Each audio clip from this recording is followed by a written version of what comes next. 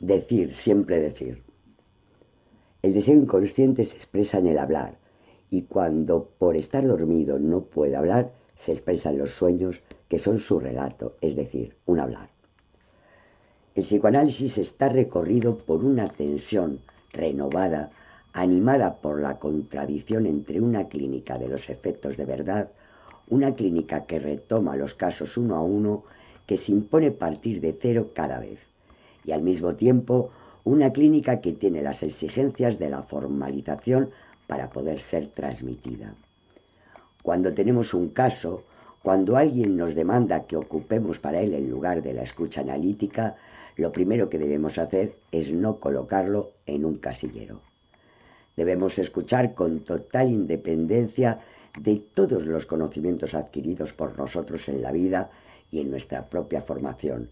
Es decir, debemos escuchar aquello a lo que nos enfrentamos, la particularidad de un caso, las huellas, los singulares trazos verbales con los que ayudar al sujeto a hacer de su pasado una historia.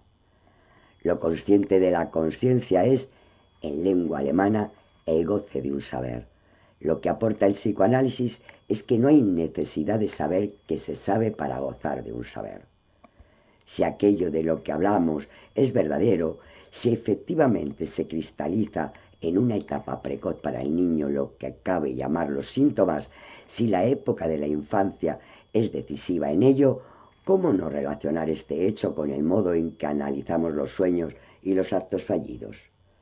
El enunciado de un acto fallido solo adquiere valor por las explicaciones de un sujeto. ¿Cómo interpretar un acto fallido?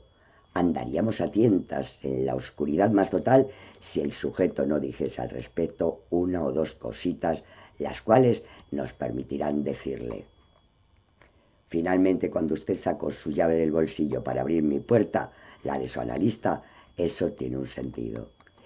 Y según cuanto haya avanzado, según el momento dialéctico del análisis, según las cositas que haya dicho a propósito de su fallido, se le dirá que cree estar en su casa, o bien que desea estar en su casa, o quizá que el hecho de meter su llave en mi cerradura prueba algo que hace al simbolismo de la llave y la cerradura. Solo en el proceso del relato de un sueño, un lapsus, una agudeza, puede leerse lo que Freud llamó su sentido. ¿Cómo sostener una hipótesis como la del inconsciente sin ver que es la manera que tuvo el sujeto de estar impregnado por el lenguaje?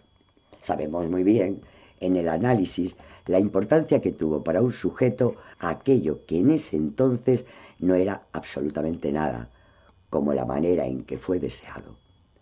Los padres modelan al sujeto en esa función que llamamos simbolismo, lo que quiere decir no que el niño sea el principio de un símbolo, sino que la manera en que le ha sido instalado un modo de hablar ha de llevar la marca del modo bajo el cual lo aceptarán sus padres.